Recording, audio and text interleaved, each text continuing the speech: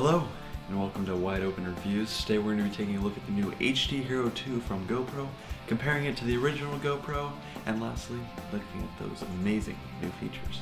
This is Wide Open Reviews.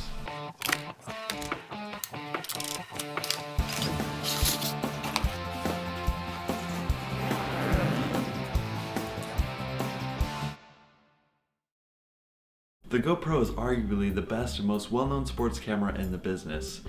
Its amazing features and low price makes it ideal for extreme sports and amateur filmmakers who can get their hands on this HD camera for such a small amount of money. When the original HD Hero came out, it changed the market. But can the HD Hero 2 really innovate from that point?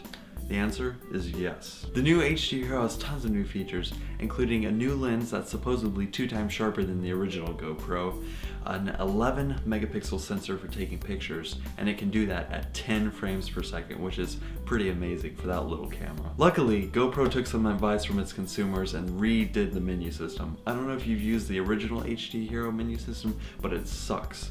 You literally needed like a rocket science degree to operate it. Now you can pretty much operate the menus and you don't have to look through the manual to understand the little codes that it's telling you. The HD Hero 2 also comes with 4 LED lights that blink when you're recording. That's up from 1 in the original GoPro, if anyone's counting. Basically, why is this important? You may be asking, why would I want 4 instead of 1? Well, this is how every video used to start on the original GoPro.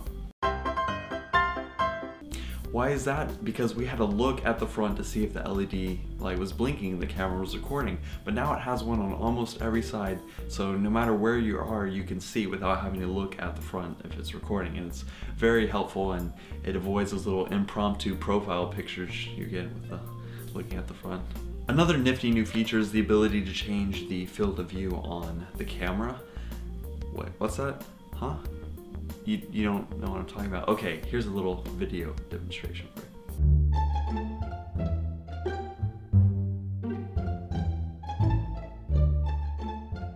As you can see, the first video is really wide, almost giving it a fisheye type effect, which is great if you're shooting a skateboard video with your friends on Saturdays, but not if you're shooting a real movie and using these cameras. So changing the field of view allows you to get a more flattened image and not so wide, and frame your shots better if you're shooting a more cinematic piece instead of just sports video, for instance, because these cameras are so versatile. Well, that was just a quick overview of some of the new features of the GoPro. Now we're gonna head down to McKenna, who's talking about this great mounting system. You can basically mount this thing anywhere, and it's probably the best feature of the GoPro. So let's head it down to McKenna. There are dozens of different ways to mount the GoPro on whatever you want. And there are 3 basic kits you can get with the GoPro. I got the Motorsports kit, and it comes with this nifty suction cup mount, and I'm going to show you how to mount it right now.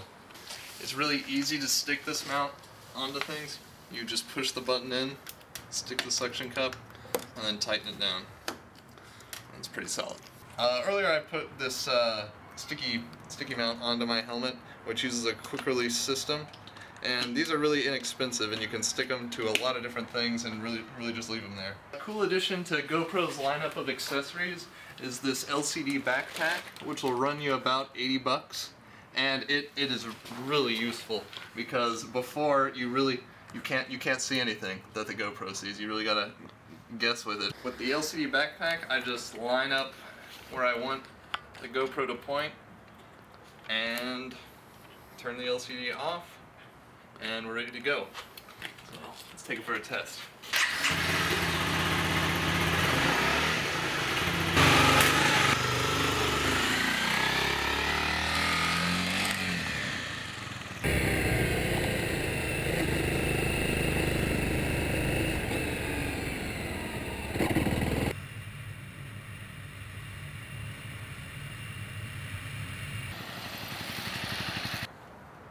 Alright, I just came back and I'm going to show you how quickly we can change these around and move the positions of the GoPro.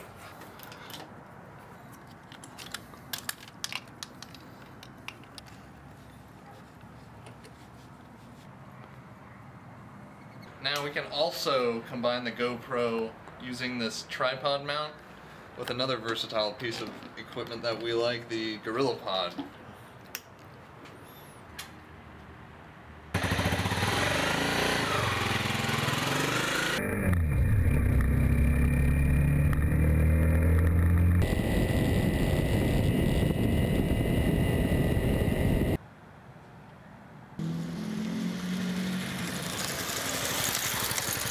These are just a couple ways to mount these very versatile cameras. There are many other ways and uses for these babies. And back to you, Bryce. Alright, so on top of all that mounting goodness, this thing is waterproof up to 180 feet, shockproof in case you drop it, bomb-proof, just kidding, it's not bomb-proof, don't try that. Or it might be, who knows. This thing is amazing. It seems like possibly the perfect little camera. Right? Wrong.